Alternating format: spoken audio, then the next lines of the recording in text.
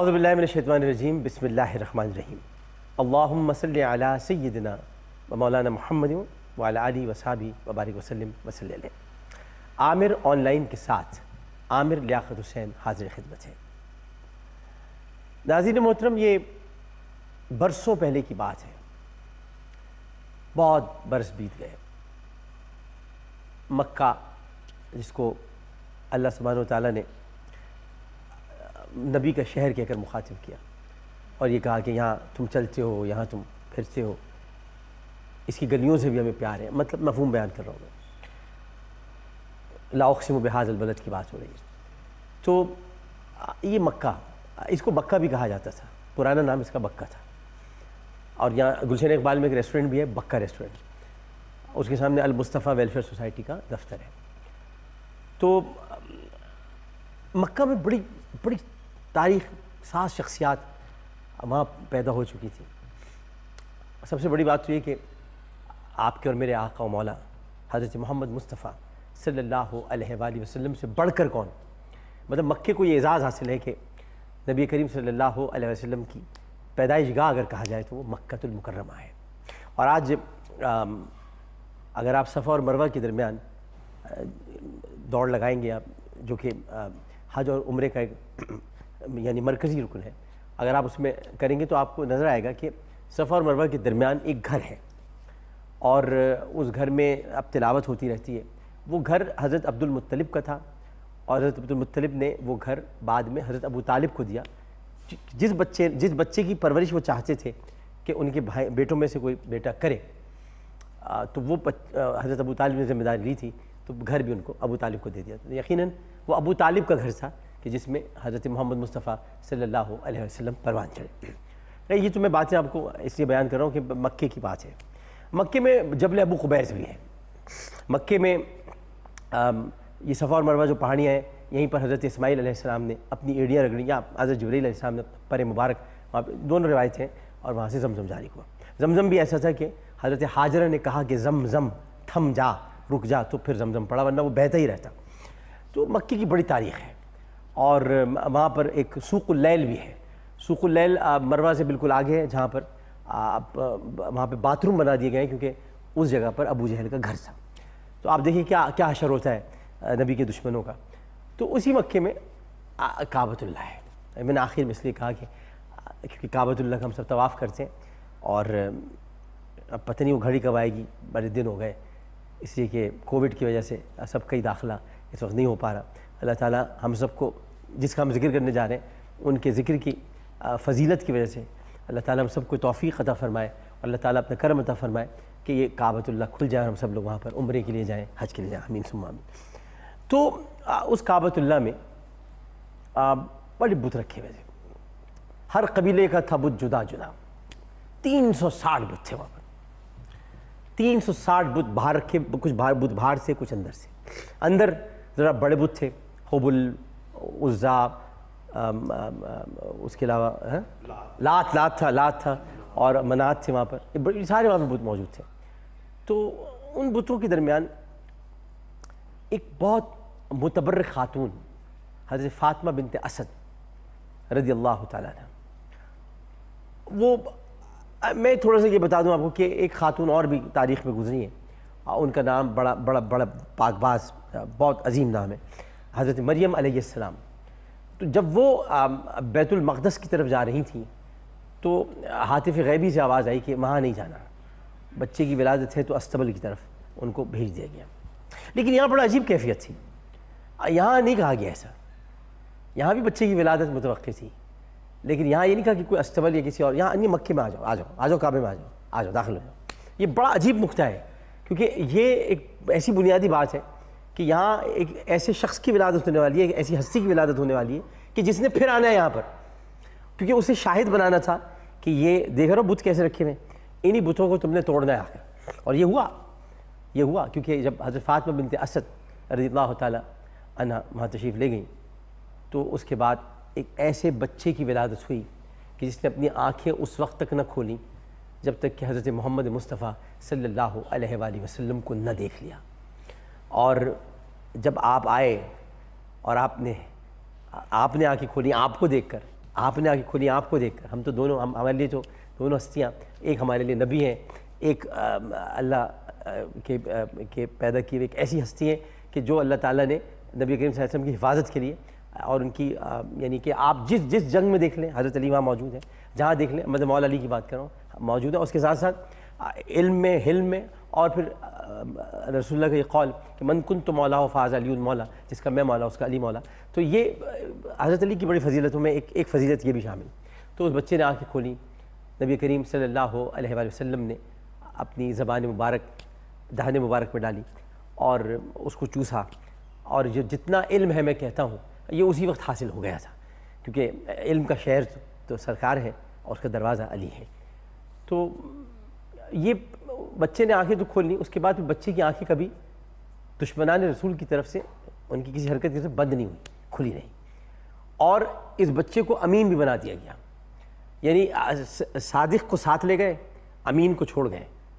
صادق کو ساتھ رہنا ضروری تھا, امین کی سپرد امانت کی, یعنی اپنے دو لقب دونوں کو دیا. اگر آپ دیکھ لیں تو, اگر آپ دیکھیں اپنے دو لقب, صادق اور امین رسول اللہ کو کہا جاتا ہے. ہمارے تو خیر اسمبلی کے ممبران کو بھی کہا جاتا ہے, جو غلط کہا جاتا ہے, لیکن یہ کہ صادق اور امین صرف نبی کے یہ القاب ہیں, کسی اور کے نہیں ہو سکتے.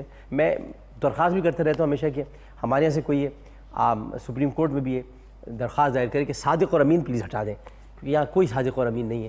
صادق اور امین صرف نبی کریم صلی اللہ علیہ وسلم کی ذات عرف و اعلیٰ ہے.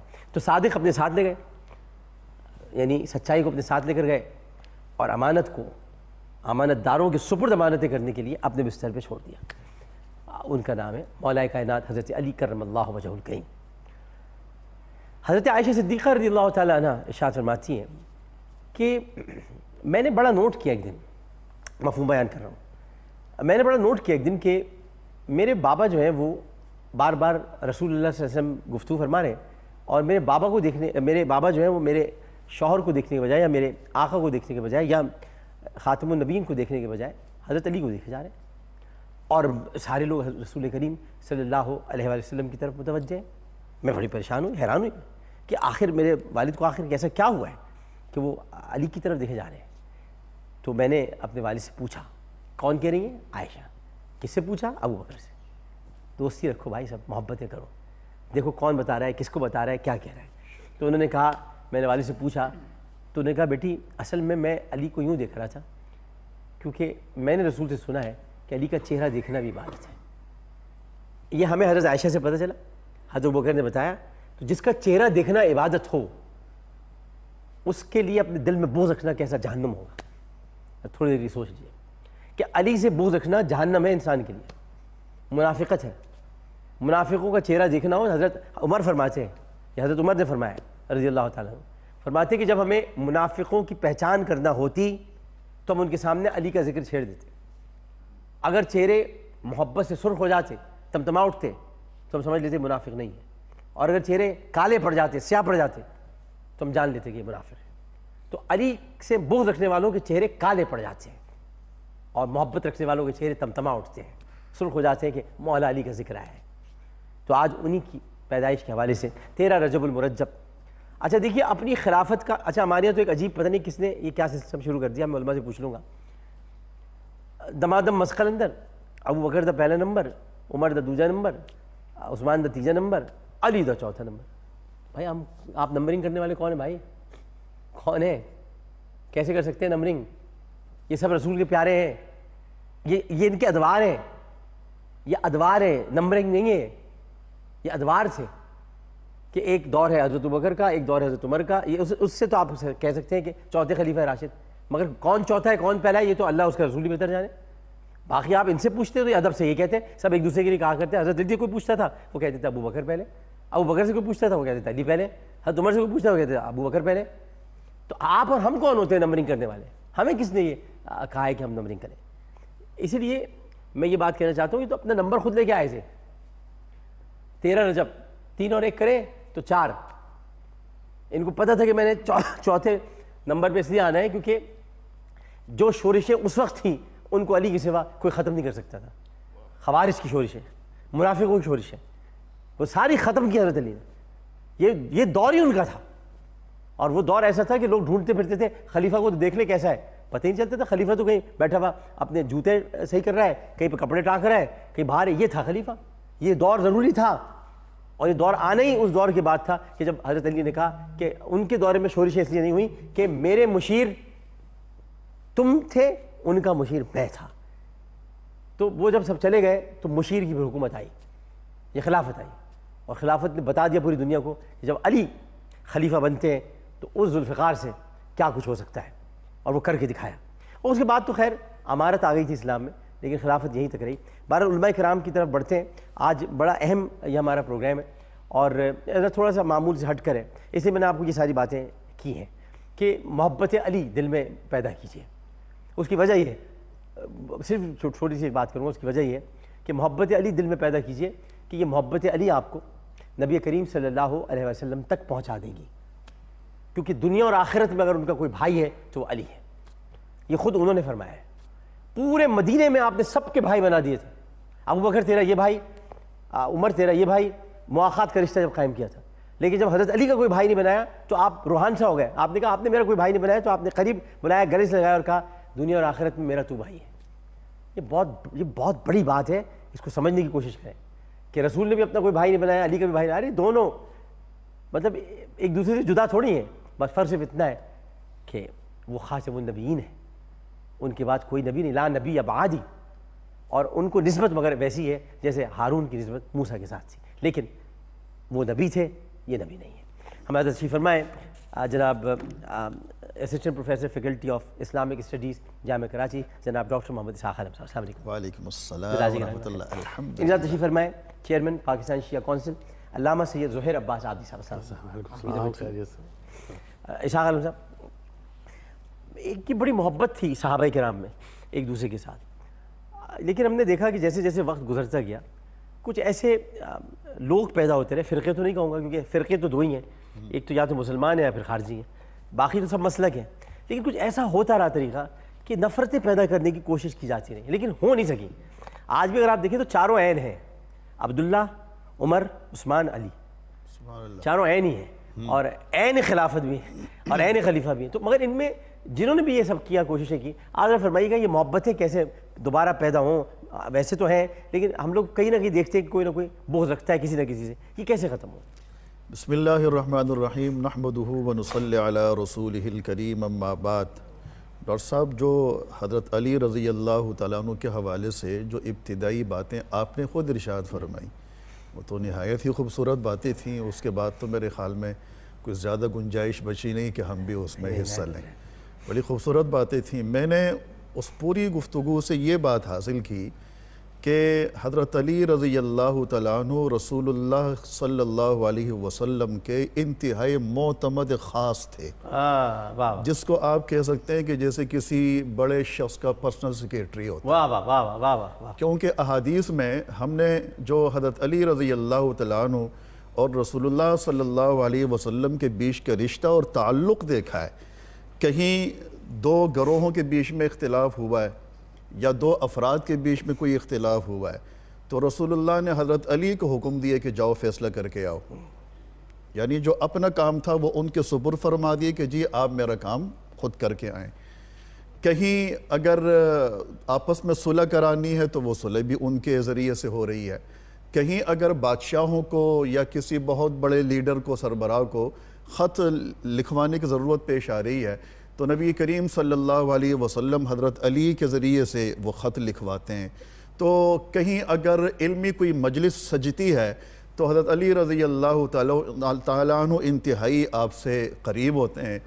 علمی آپ کا جو تعلق اور مقام تھا کہ کبار صحابہ کرام آپ سے علمی مذاکرے فرماتے تھے اور آپ سے رجوع فرماتے تھے. یہی وجہ تھی کہ اپنے سے پہلے تینوں خلافت کے ادوار میں یہ ہر خلیفۃ المسلمین کے مشیر خاص رہیں. میں اگر یہ کہوں تو یہ بھی شاید غلط نہ ہوگا کہ آپ کی حیثیت دور رسالت میں ایک مفتی جیسی بھی تھی. جی کہ فقیہ صحابی بھی تھے نا, فقیہ صحابی تھے. آپ کی فقاہت کو اور آپ کے اجتہادات کو مجتہدین نے جمع کر کے ضخیم کتابیں لکھی ہیں. جی. اور یہی وجہ تھی کہ کوفہ کے ممبر پہ آپ ایک دفعہ جب تشریف فرما تھے تو آپ نے فرمایا کہ میں یشتری من علما بدرہم, کہ کون ہے جو 1 درہم کے بدلے میں مجھ سے علم خرید لے.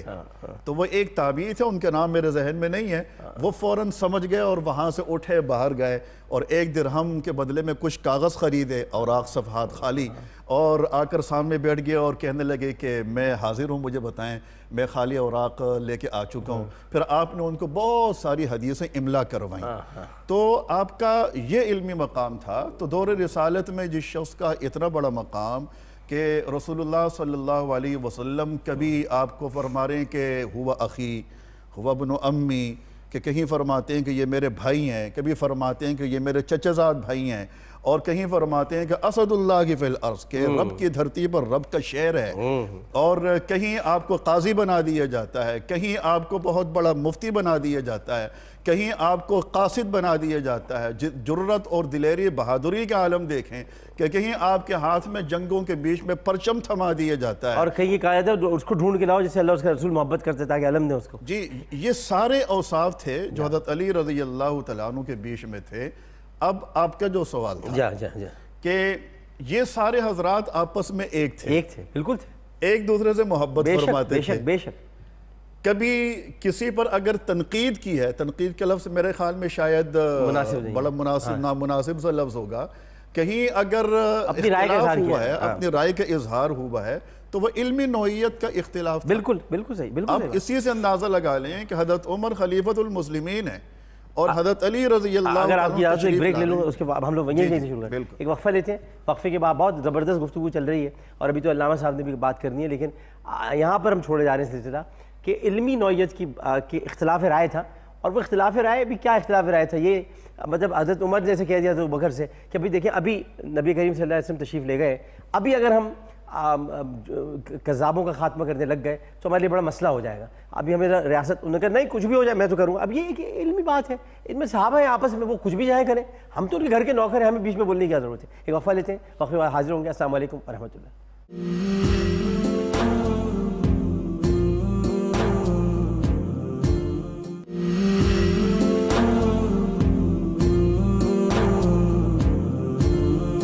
السلام علیکم ورحمۃ اللہ. ایک مرتبہ پھر حاضر خدمت ہیں, اور پروفیسر اسحاق عالم صاحب نے یہاں گفتگو چھوڑی تھی کہ اگر صحابہ کے درمیان کوئی بات تھی بھی اگر, تو وہ ایک علمی بات پر اپنی رائے کا اظہار کرنا ہوتا تھا. میں تو اس کو اختلاف بھی نہیں کہوں گا, ان کی رائے اور ان کی رائے دیتے تھے, کسی سے کبھی اختلاف نہیں کرتے تھے.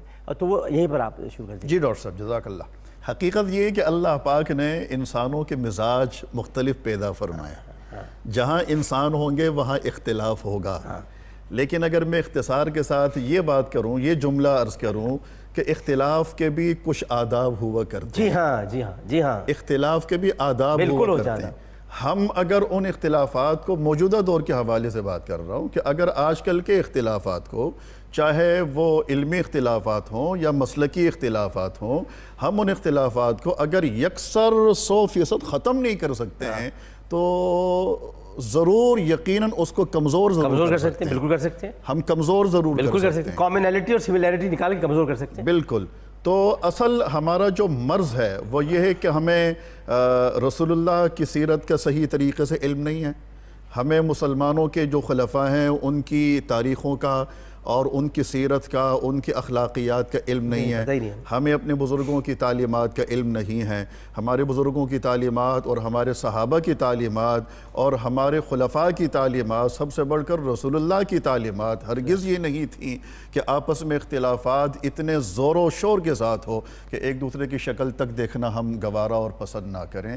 تو بہرحال رسول اکرم صلی اللہ علیہ وسلم نے تو تمام صحابہ کرام سے فرمایا اصحابی کالنجوم بأیہم اقتدیتم اہتدیتم, کہ تمام صحابہ ستاروں کے مانند ہیں, تم جس کی بھی پیروی کرو گے تمہیں ہدایت ہی ملے گی. تو ایک ایک صحابی ہمارے لیے بہت بڑی قیمت رکھتا ہے. نبی کریم صلی اللہ علیہ وسلم نے انہی صحابہ کرام کی مدد سے قریش کا اور کفار مکہ کا مقابلہ فرمایا.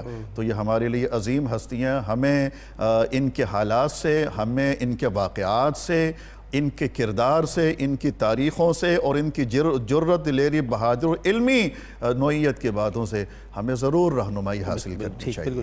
علامہ زہیر عباس عابدی صاحب, آپ ماشاءاللہ اب موضوع بھی ایسا ہے, گفتگو تو ماشاءاللہ آپ کرتی ہیں, اب آپ کی باری. بسم اللہ الرحمن الرحیم. آج بڑا مبارک دن ہے.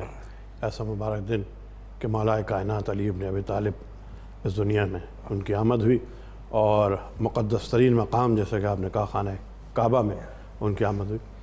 حضرت علی کا ایک لقب ہے، کہا جاتا ہے مظہر العجائب۔ جی، ناد علی میں بھی آتا ہے، ناد علی میں مظہر العجائب جو حکم ہوا تھا۔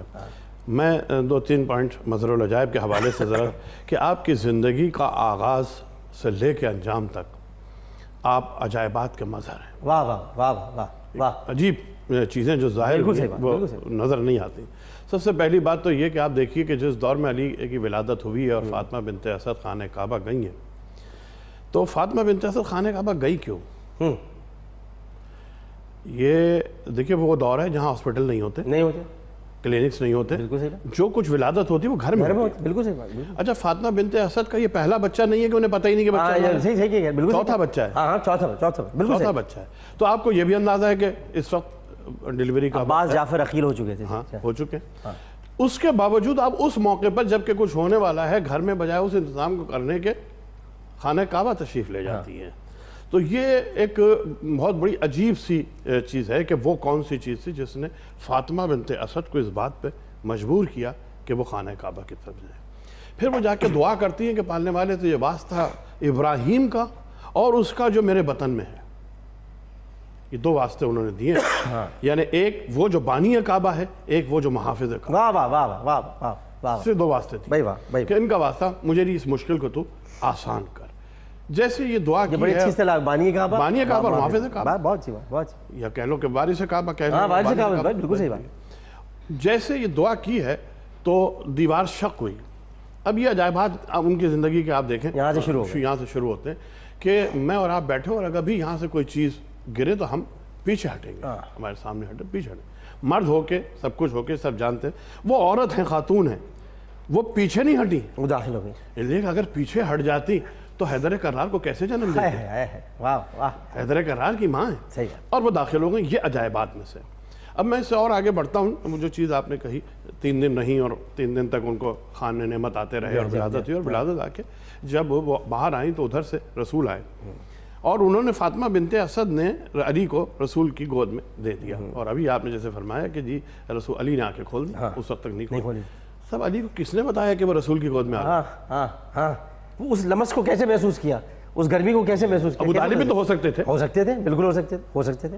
علی کو تو نہیں پتا، ظاہر ہے، بالکل ہو سکتے۔ 3 دن تک وہ نہیں کھولی، ابو طالب ہو سکتے تھے، بالکل صحیح بات۔ اور باپ بھی ہو سکتا تھا، ایک اور چچا حضرت عباس، وہ بھی ہو سکتے تھے۔ اور لیکن اس لمس کو محسوس کرتے ہی معلوم ہوا کہ کوئی ایک ایسا ربط ہے روحانی، یعنی جسمانی ہی نہیں، کوئی ایسا روحانی ربط ہے رسول میں اور علی میں جو رسول اور علی کو ملایا۔ یہ بڑی عجیب و غریب بات ہے، یہ واقعی آپ سے، یہ بھی عجائبات عجیب بات ہے۔ عجائبات میں 3 دن کے بعد بچے نے آنکھیں کھولی ہیں، 3 دن کے بعد، اور آتے ہی ہاتھوں میں کھول دی۔ اب جیسے کہ پھر آپ نے کہا کہ رسول نے زبان چسائی اور اپنا علم منتقل کر دیا، تو کسی نے مجھ سے، یہ میں پڑھ رہا تھا کہیں روایت، اعتراض کیا، میں یہ کیا بچوں کے کھیل والی بات کرتے ہیں آپ لوگ بھی، بس ایسی کہ زبان دی اور علم جو ہے ادھر سے ادھر منتقل ہو گیا۔ میں نے کہا یار کم سے کم جدید دور میں پلنے والے انسان کو اس پہ اعتراض نہیں کرنا چاہیے۔ کہنے لگے وہ کیسے؟ میں نے کہا آپ اپنا سارا علم، اپنی میٹر سارا کمپیوٹر میں فیڈ کرتے ہیں، اور اس کو کہیں دوسری جگہ دوسرے کمپیوٹر میں ڈالنا چاہتے ہیں تو آپ کیا کرتے ہیں؟ اتنی سی ایک USB کو آپ لیتے ہیں اور اس USB کو یہاں لگایا، اس میں علم آیا، اور اس کے بعد آپ نے اس علم کو ادھر لگایا، وہ ادھر علم منتقل ہو گیا۔ تو آپ اپنی اتنی سی USB سے اتنا علم کر سکتے ہیں، تو رسول کی زبان، واہ واہ واہ واہ، کیا بات ہے، کیا بات ہے، واہ واہ۔ کیا وہ آپ کی USB سے بڑھ کر نہیں ہے؟ اب تو صوتی اثرات کا ذکر بھی ہوتا ہے کہ آپ 2 گلاس رکھ دیں، ایک کے سامنے آپ گانے وانے بجاتے رہیں، ایک کے سامنے تلاوت کریں، ایک کپ پانی برسوں بعد بھی شفاف رہے گا، ایک کالا پڑ جائے گا۔ یہ تحقیق ہو چکی ہے صوتی اثرات۔ تو یہ رسول نے زبان چسا دی اور علم دے دیا۔ اب اس میں ظاہر ہے کہ وہ پورا علم دے دیا، اور پھر رسول نے کہا کہ علی پڑھو۔ پوچھا کہاں سے پڑھوں؟ کا توریت پڑھو، انجیل پڑھو، قرآن پڑھو۔ یہ بھی اعتراض کیا جاتا ہے کہ صاحب وہ رسول علی نے کیسے 3 دن کے بچے نے کیسے توریت پڑھ دی، اور کیسے انجیل پڑھ دی، اور کیسے قرآن پڑھ دیا۔ ظاہر ہے کہ جب 3 دن کا بچہ عیسیٰ جھولے میں گواہی دے سکتا ہے تو یہ فخر عیسیٰ یہ کیوں نہیں پڑھ سکتا؟ پڑھ کے سنایا۔ اور یہ پھر وہ جو پرورش، اچھا میں نے اس پہ ایک اور بات کہی تھی، میں نے کہا کہ یار یہ اعتراض جو آپ کر رہے ہیں کہ علی نے کیسے قرآن سنا دیا اور توریت سنائی، بولے کیسے، بات کیسے کی. یہ آپ علی بن رسول پہ اعتراض کر رہے ہیں. آپ یہ نہیں دیکھ رہے کہ علی کس کے ہاتھوں پہ رسول. ایک سیکنڈ میں ذرا صحیح آپ کی خاطر علی تو پھر بھی جاندار ہیں. میں یہی بتانا چاہ رہا ہوں کہ علی تو پھر بچہ ہے. رسول کے ہاتھوں پہ آگے تو پتھر بولنے بھائی واہ یہ کمال کر دیا آپ نے. واہ واہ واہ واہ واہ. تو یہ تو رسول کے ہاتھوں پہ آگے تو رسول کی عظمت کو بھی تو دیکھیں آپ کہ جس کے ہاتھوں پہ پتھر بول سکتا ہے تو علی نہیں بول سکتا. یہی آپ ایک وقفہ لوں گا تاکہ آپ بھی پھر کنٹینیو کر سکیں. ایک وقفے کے بعد آج سے ہمارا پروگرام مولا کائنات حضرت علی کرم اللہ وجہ الکریم پر ہے. ایک وقفے کے بعد حاضر ہوتے ہیں. تو علامہ صاحب یہاں کنکریوں پر بات چھوڑے جا رہے ہیں. یہ ان کنکریوں کا ذکر ہے جو ابو جہل نے پوچھا تھا. رسول کریم صلی اللہ علیہ وسلم نے ابو جہل سے پوچھا. تو انہوں نے پوچھا کہ میرے ہاتھ میں کیا ہے, چلو یہ بتا دو. نے کہا میں کیا بتاؤں, اگر وہ کنکریاں ہی بتا دیں کہ وہ کیا ہیں تو پھر اس کے بعد کنکریاں بول پڑی تھی لا الہ الا اللہ محمد رسول اللہ. ایک وقفے بعد حاضر ہوتے ہیں. السلام علیکم ورحمۃ اللہ.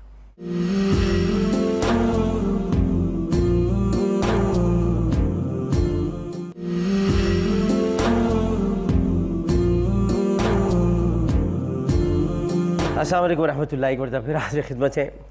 گفتگو ہو رہی ہے اور علامہ زہیر عباس عابدی صاحب نے یہاں سے سلسلہ توڑا تھا کہ وہ کنکریاں بول پڑی تھی. جی تو یہ حضرت علی کے عجائبات کا آغاز ہے. ظاہر ہے کہ اتنا وقت تو نہیں ہے کہ میں پورے عجائبات بیان کر سکوں, لیکن میں اس سے تھوڑا سے چند جملے جو نہج البلاغہ میں مولا کائنات نے اپنے متعلق خود بیان کیے. نہج البلاغہ بھی بتا دیں کیا چیز ہے خود. ہاں میں اس پہ بھی آؤں گا اگر آپ اجازت دیں گے. علی فرماتے ہیں کہ مجھے رسول لے آئے اور اس کے بعد میری رسول نے پرورش کی اور مجھے رسول ایسے غذا بھراتے تھے جیسے پرندہ اپنے بچے کو دانہ بھرا. پہلے اپنے منہ سے غذا چباتے تھے اور پھر میرے منہ میں رکھتے تھے. میں رسول کے ساتھ سوتا تھا بستر پر اور میں رسول کے ساتھ ایسے چلتا تھا جیسے اونٹنی کا بچہ اونٹنی کے ساتھ چلتا ہے. یعنی یہ وہ محسوس کر سکتے ہیں جو عرب میں اونٹنی ہوگا کہ وہ پیر سے پیر رگڑ کے چلتا ہے. اونٹنی کا بچہ اونٹنی کے پیر سے گھستا ہوا چلتا ہے, یعنی ٹچ ہوتا ہوا چلتا ہے. علی کہتے ہیں کہ جب رسول غار ہرا پہ جانے لگے, یہ ذرا سا اگر آپ جملہ غار ہرا پہ جانے لگے تو میں رسول کے ساتھ جانے لگا. رسول غار میں عبادت کے لیے مصروف ہو جاتے, میں باہر پتھر پر بیٹھ جاتا کہ رسول عبادت کر رہے ہیں. اب آپ دیکھیے ایک بڑے کمال کی بات ہے, رسول غار ہرا پہ کیوں جاتے تھے عبادت کے لیے؟ تو غار پہ کیوں کرتے تھے, گھر میں کیوں نہیں؟ کہ یہاں ڈسٹربنس ہوگا, وہاں تنہائی ایک رغبت ہوگی. اچھا جب آپ تنہائی میں جا رہے ہیں تو بچے کو کیوں لے کے جا رہے ہیں؟ بچہ تو ڈسٹرب کرتا ہے تنہائی کو. ہماری تو مسجد میں لانے دیتے بچوں کو مسجد لا کے نہیں آنے دیتے. کہا یہ وہ بچہ نہیں ہے, یہ وہ بچہ نہیں ہے, اس بچے کو عام بچہ نہ سمجھو. اس کی پھر حضرت علی نے یہ دلیل دی کہ ایک دن انا ارا نور الوحی واشم راحت النبوہ, میں نے وحی کے نور کو دیکھا, میں نے نبوت کی خوشبو کو سونگھا اور میں نے شیطان کی فریاد کو سنا. جو کہ غار ہرا کے لیے مشہور ہے, جو کہ شیطان نے ادھر فریاد کی تھی. یہ تین جملے جو حضرت علی کے ہیں یہ بڑی تفصیل طلب ہیں. اب جو نہج البلاغہ کے حوالے سے میں بات کرنا چاہتا ہوں وہ یہ کہ مجھے ایک بات کا بڑا افسوس ہے کہ لوگوں نے مولا کائنات علی کو اس جھگڑے میں کہ یہ شیعوں کے ہیں اور سنی کے ہیں اور جھگڑا کیوں کر دیا, یہ نکالے اس کا نقصان میں آپ کو کیا صرف مسلمان کے کتنی کیا بات جوش نے کہہ دی تھی, کیا صرف مسلمان کے پیارے حسین چرخ نو بشر کے تارے حسین, انسان کو بیدار تو ہو لینے دو, ہر قوم پکاری ہے ہمارے. مذہب یہ شخصیات تقسیم ہو گئی ہے, یہ بڑا ظلم ہے, بہت ظلم, اور ہم لوگوں نے تقسیم کی. میں آپ سے عرض کرنا ہی چاہ رہا تھا, افسوس اس بات کا ہے کہ ہم نے حضرت علی کو وہ مقام بھی نہیں دیا جو ہندوؤں نے جوش اور غالب کو دیا. میری اگر بات میں پہنچا سکا اپنے مجمع تک سننے کے لیے. کیا کہا میں نے, کیوں کہا؟ جوش پر تقریباً 100 سے اوپر پی ایچ ڈیز ہیں ہندوستان میں اور غالب پر تقریباً 350 پی ایچ ڈیز ہیں, 300 سوا 300 300 سے اوپر ہے تعداد. وہ کیا ہے, انہوں نے یہ نہیں کہا کہ غالب مسلمان ہیں, بھائی ہم کیوں, علمی شخصیت ہے, انہوں نے کہا جوش مسلمان ہم کیوں نہیں, بھائی جوش پاکستان چلا گیا, انہوں نے کہا بھائی ہم اس کے علم سے گفتگو کر رہے ہیں. تو مولا کائنات کا ایک علمی اثاثہ نہج البلاغہ ہمارے پاس موجود ہے. عامر لیاقت صاحب, بڑی مشکل سے ایک آدمی نے اس ملک میں نہج البلاغہ پہ پی ایچ ڈی کیا ہے. ایک آدمی, بڑی مشکل سے, اجازت نہیں مل رہی تھی نہج البلاغہ پہ پی ایچ ڈی کرنے کی. ظلم ہے. یعنی آپ حضرت علی کو جوش جتنا بھی نہیں سمجھ رہے, غالب جتنا بھی, بھائی چھوڑیں, وہ پہلے تھے چھوٹے تھے, وہ لڑائی چلتی رہی, لیکن آپ ان کے علمی اثاثوں سے تو فائدہ اٹھا لیں. آپ نیوٹن کے قانون سے فائدہ اٹھاتے ہیں, آپ دوسرے سائنسدانوں کے قوانین کو آپ استعمال کرتے ہیں, آپ علی کے قوانین کو دیکھیں. میں اس کے صرف 2-3 چیزیں نہج البلاغہ اور ان کے قوانین کو صحابہ نے لیا ہے, خلفائے راشدین نے لیا ہے. جو اقوال ہیں نہج البلاغہ میں, جو آخر میں چھوٹے چھوٹے اقوال ہیں, آپ دیکھیں تو بڑی حیرت ہوتی ہے کہ حضرت علی نفسیات مزاج انسانی کو جانتے ہیں, مردوں کے مزاج کو جانتے ہیں, عورتوں کی نفسیات کو جانتے ہیں, بچے کی نفسیات کو جانتے ہیں, زمانے کی نفسیات کو جانتے ہیں, جانوروں کی نفسیات کو جانتے ہیں. یعنی وہ شخص ایک کمال شخص ہے. آپ اس کے علم سے استفادہ کرنے کے بجائے اسے جو ہے وہ ایک کونے میں ڈال کے کہ اس نے کہا کیا, کیوں کہا, اس کی تحقیقات کرتے کہ یہ ہے ایسا یا نہیں ہے ایسا. صرف شیعہ سنی جھگڑے کے اندر اور یا مسالک کے جھگڑوں میں. حالانکہ مجھے لوگ کہتے ہیں کبھی آپ کے نام کیا ہے, حسین لگا, آپ تو شیعہ ہیں. میں نے یہ کیا بات کر دی آپ نے, مطلب یہ کیا بات کر دی آپ نے. ہمارے پتہ نہیں کیا کیوں یہ سوچ ہے. ہمارے سنیوں کے ناموں میں زیدی اور جعفری سب ہوتا ہے, سب ہوتے ہیں اس میں. تو یہ کیوں کیا, یہ کیوں ہو رہا ہے؟ یہ کم از کم ایک ایسا پیغام جو یہاں سے ایک جملہ آپ دیں کہ بھئی ان چیزوں سے باہر نکلیں. یہ اپنے آپ کو یہ عالم اسلام کے ہیروز ہیں, ان کا مسالک سے کوئی تعلق نہیں ہے. بٹ ڈاکٹر صاحب ہمیں یہی کہنا چاہیے کہ حضرت علی کو پہچانیں, حضرت عثمان کو پہچانیں, حضرت عمر کو پہچانیں, حضرت ابوبکر صدیق کو پہچانیں رضی اللہ تعالی عنہم. وہی والی بات کہ یہ ہستیاں بہت عظیم ہستیاں تھیں. آپ نے اپنی معروضات میں جو فرمایا کہ ہم کون ہوتے ہیں نمبرنگ کرنے والے, تو ہم کون ہوتے ہیں کہ اس حوالے سے اختلافی موضوعات کو اٹھانے والے. ہم اس قسم کے باتوں کو کیوں نہیں کرتے ہیں کہ جو آپس میں ایک کر دینے والی چیزیں ہوتی ہیں. اب بتا رہے ہیں صرف ایک آدمی نے پی ایچ ڈی کی ہے, سوچیں آپ. کرنا چاہیے مزید. حالانکہ حضرت علی رضی اللہ تعالیٰ عنہ کے حوالے سے ان کی گفتگو کے بیچ میں مجھے ایک حدیث یاد آئی. غالباً حضرت عبداللہ بن عباس رضی اللہ تعالیٰ عنہ اس حدیث کے راوی ہیں کہ رسول اللہ نے فرمایا کہ اللہ پاک نے حکمت کو 10 حصوں میں تقسیم کر کے 9 حصے حضرت علی کو دی اور 1 حصہ باقی امت میں تقسیم فرمایا. تو بہت بڑی بات ہے. اس میں بھی علی شریک ہے, اس میں بھی یہ شریک. 9 حصے تو دے دیے, جو ایک امت میں تقسیم کیا اس میں بھی علی شریک ہے. اچھا, آپ جب بھی اجتہادی موضوعات کے اوپر بات کریں گے, آپ جب بھی تحقیقی علمی موضوعات کے حوالے سے گفتگو کریں گے یا تحقیق کریں گے, تو وہاں صحابہ کرام میں حضرت عمر, حضرت علی آپ کو ضرور نظر آئے. عبداللہ بن مسعود رضی اللہ تعالی عنہم.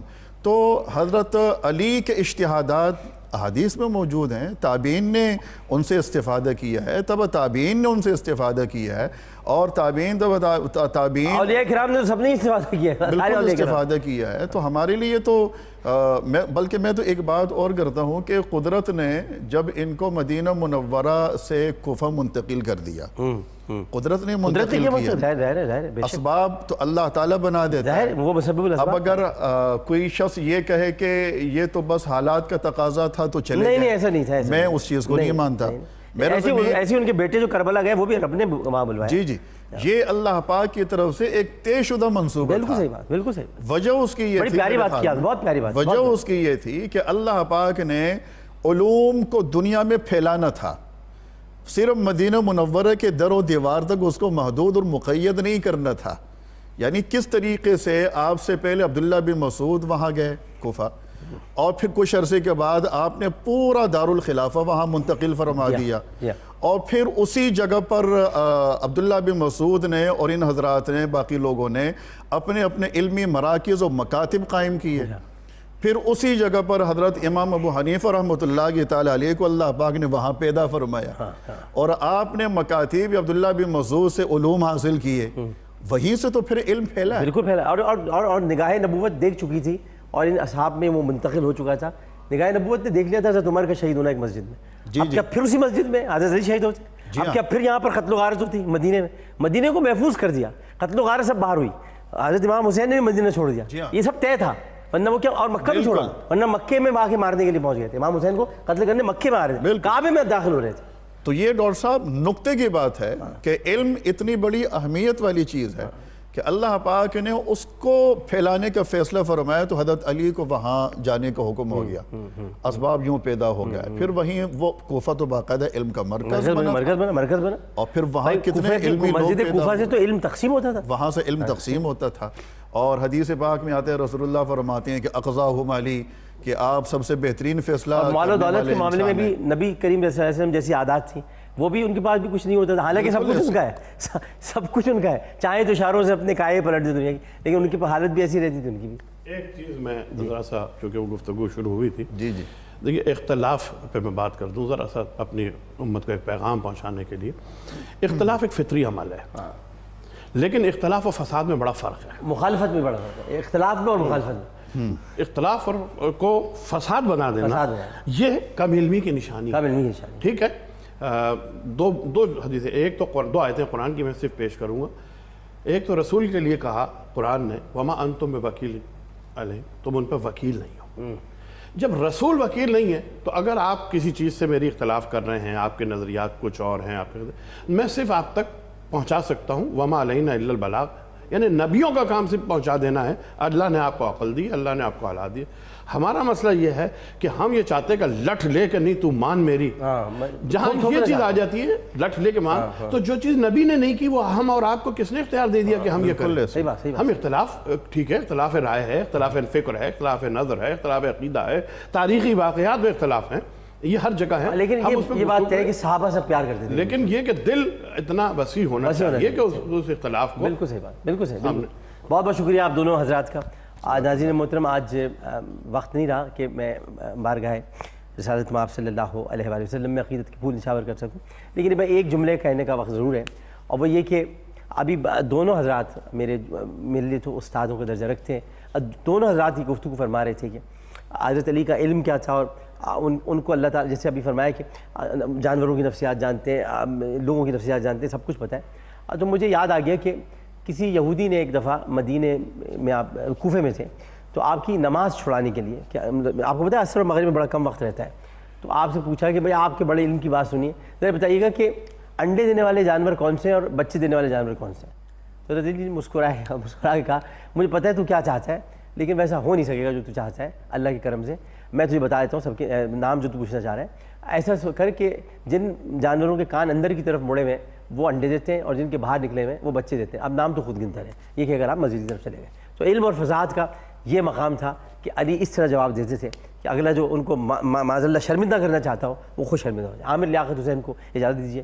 اللہم صلی علی سیدنا و مولانا محمد وعلی آلہ وصحبہ وبارک وسلم وصلی علیہ۔ اس اپنے بن کے ساتھ کہ اپنا بہت خیال رکھیے گا۔ اللہ حافظ۔